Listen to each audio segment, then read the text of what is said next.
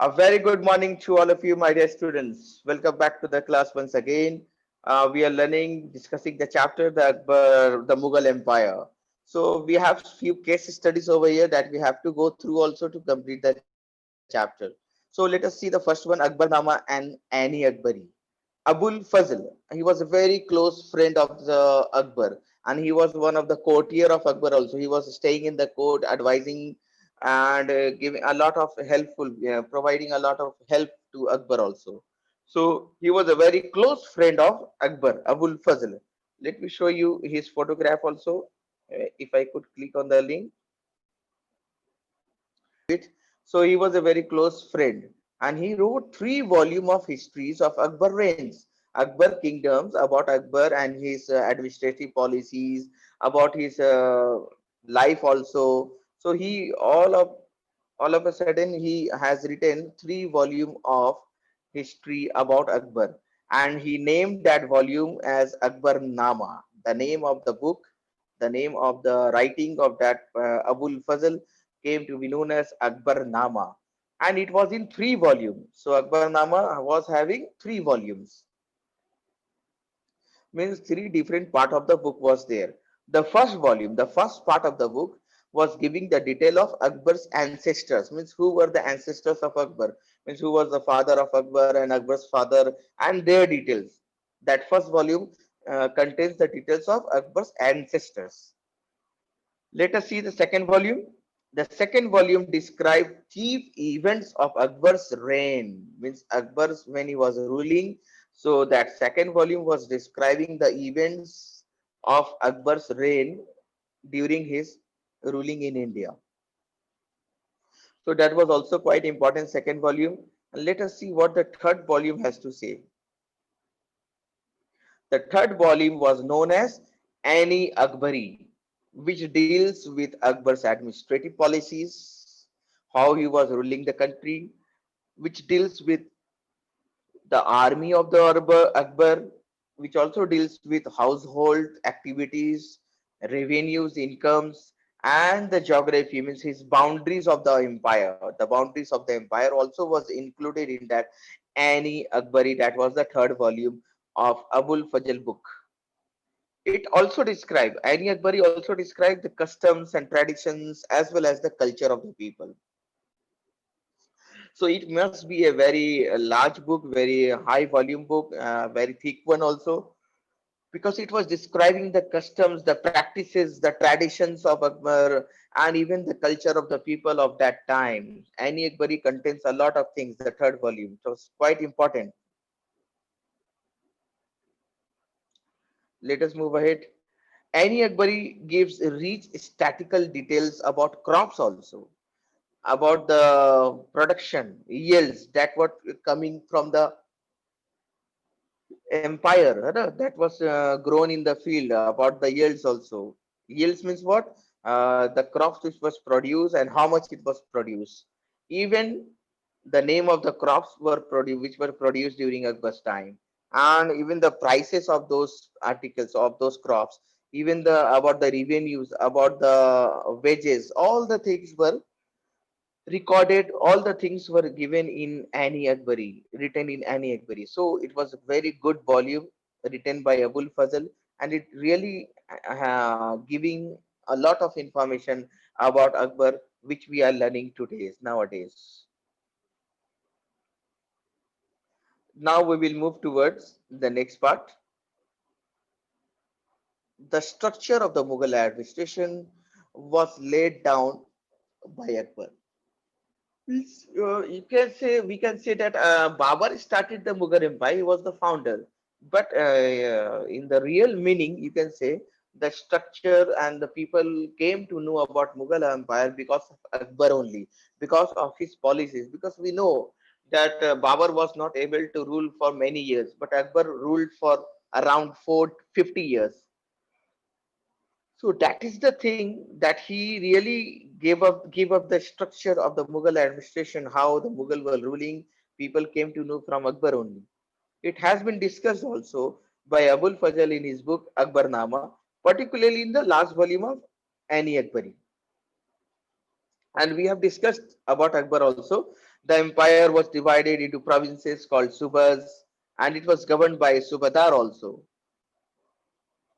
Akbar carried out administrative, political, as well as military functions with the help of the subadars and different officials also.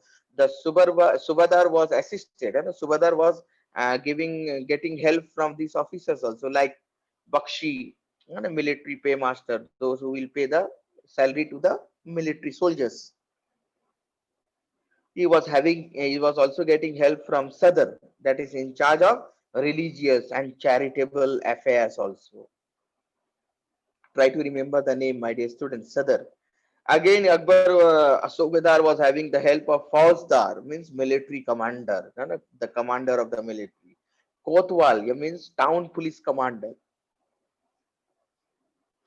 those who will take care of the law and law regarding the law regarding the peace in the cities. Kotwal was the town police commander, and Diwan was known as chief financial officer. So all of them were having this Subadar. Subadar was not working alone, so he was having help from these persons.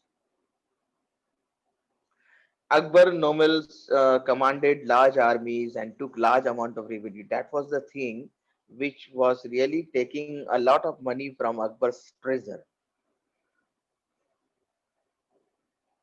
Those nobles who were present in the court of Akbar, they were controlling, they were commanding large armies, they were handling large armies, but on the other hand, they were taking a lot of amount in the form of salary of those commanders, of those people who were, of those soldiers who were there in the army. So a lot of amount was going in the army also.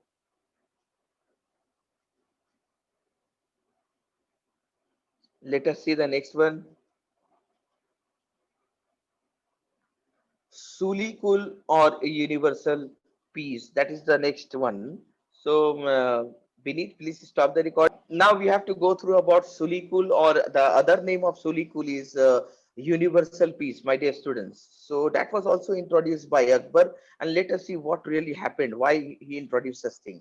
At Fatehpur Sikri, Akbar began discussion. He started discussing with the different people who were handling different religion, such as he started contacting Maulanas of the Muslims, Pandits of the Hindus, and he started contacting the priest, the father of the church also for Christianity.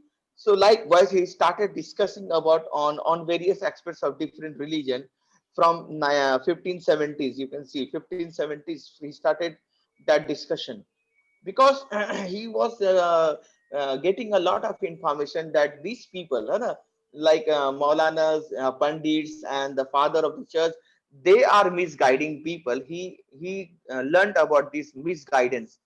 He learned that these people are creating differences among the people. Maulanas, Pandits, and father of the church, they are the people who are creating differences. They are not trying to reduce the differences. On the other hand, these people are increasing the differences, increasing the gap between these people, between the different people of different religion. So that's why he started discussing on the different aspects of these religions. Let us see what happened next. He held conversation with the ulmas. Ulmas, they are the people who are religious scholar of the Muslims. He started discussing with the Brahmins, with the Jesus priest, with the Jesus priest, the father of the church, and even with the Zoroastrians. That is another name of the religion. And where he was discussing, in his Ibadat Khana. Ibadat Khana was the place where they used to have conversation related to religion, of different religion, with different people. So he called all these people for the discussion. And Akbar realized, what Akbar realized after discussion with them, that these religious scholars who emphasized, means who just pressurized the rituals, riti rawaj, or the dogmas, were often known as bikers. So Akbar realized that these people are really pressurizing the people, that you will have to do this for that, and this you will have to do this, you will have to perform this type of rituals to get peace, to get money. So these people were just misguiding the other people. These ulma, Brahman, Jesus, these priest of the father, priest of the church. They are the people who were just putting a lot of pressure on other people. So that's why they were also known as, you can say, were often known as bigots. Their thinkings. These people were known as bigots, who emphasize rituals and different dogmas. Dogmas. These are the programs which are given by these ulmas or the brahmans. They used to guide the people. You will have to do. Suppose if someone come to a particular ulma and he will say that I am very I am in great problem. Please give me some solution. Then what he will say? Oh, you will have to get this type of money from there, and you will have to perform this type of rituals. Then you can really, and you will have to again they can misguide the people. They will say, oh, you will have to stay away from the Hindus, stay away from the other people of the other religion. Then only you can get these all these things, and then only your problems will be solved. This type of thing was going on during that time also. So these were known as bigots also. You can see the teachings of religious scholars led to division, and the people were divided, and even disharmony was there. No brotherhood. People were thinking, no, we are Muslims and we are Hindus, we are Christians, and we are Zoroastrians, and we are Jews. So people were thinking about their own religion only. There was no brotherhood among the people because of the teachings of these scholars. So let us see what happened. Akbar founded the idea of what? Sulikul or universal peace. So Akbar thought that why should not I get the good thing of all the religion together in a same place? So that's why he got the idea of Sulikul, means that peace for all. But let me tell you that Sulikul was not a religion. It was a system of ethics, means moral values. It was a system of having moral values. A lot of moral values was there in that Surikul, which was giving importance on the values such as honesty, peace, and justice. Which was talking about honesty, peace, and justice. This Surikul was talking about honesty, that people should be honest, and how people can live together with peace, and how justice can be delivered to them. So Akbar founded this idea of Sulikul. Let me tell you again that it was not a religion, and Akbar was not forcing anyone to accept this Sulikul also. It was Sulikul was just a system of ethics. It was a system of ethics, means it was a system of moral values, which was based on honesty, peace, and justice. These values, such as honesty, peace, and justice, were universally applicable. Yeah, means one can apply the thinking that honesty is the best policy in every religion. People of every religion can believe on this quotation that honesty is the best policy. We should live with peace with each other. We should take everyone as brothers and sisters, or are the part of the same family. These ideas were included in Sulikul. So Akbar was saying that these ideas can be applied anywhere, and anyone can apply, can accept these ideas. So this idea of tolerance, tolerance means बर्दाश्त करना. किसी ने किसी को दुख पहुंचाया, then you should have tolerance. You should have understanding. Okay, माफ कर देना सीखना है ना. Try to learn how to forgive others also. That is a great thing, my dear students. One should learn how to forgive. One should learn to forgive others also. Then only you will be also forgiven for your mistakes also. So Akbar was trying to teach people the idea of tolerance, बर्दाश्त करना. किसी ने आपका नुकसान भी कर दिया है, then you will have to tolerate that, है ना. किसी ने आपसे जोर से बात किया है, if someone has talking in a loud voice, then again you can have understanding, you have to tolerate. And again you can see he has taught in Sulikul about harmony, that is agreement. Means one should agree with the ideas of others also. One should not say only that my idea is only the good idea. And one should also listen to others also, agree with others' ideas also. And which was extended to people of all religion, and people of all religion can have all this understanding, can accept all these teachings which was there in Sulikul. That was a system of what? That was a collection of moral values. You can say Sulikul was a collection, was a system of moral values. He was just giving these moral values in that Sulikul. That is the idea. That was the only idea, not a religion.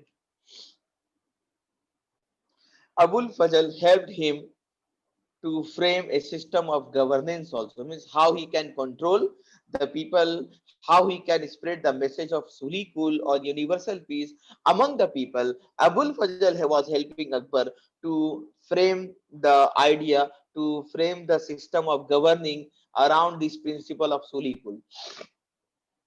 Abul Fazl was helping Akbar to implement, you can say in a good word, that word is implement. So Abul Fazl was helping Akbar to implement this idea of Sulikul among the people.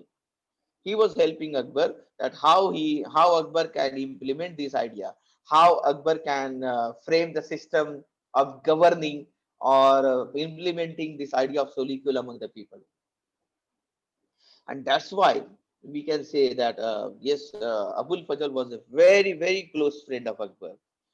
And this same principle of Sulikul was followed by Jahangir and Shah But it was disregarded by Aurangzeb. Aurangzeb was not accepting this idea of Solikul because we have gone through about Aurangzeb also that he was quite religious. He was just giving, for him, Islam was his favorite religion. But Jahangir and Shah Jahan, who followed Akbar, they really followed the idea of Sulikul. They implemented the idea of Sulikul. So that is all. Stop the recording.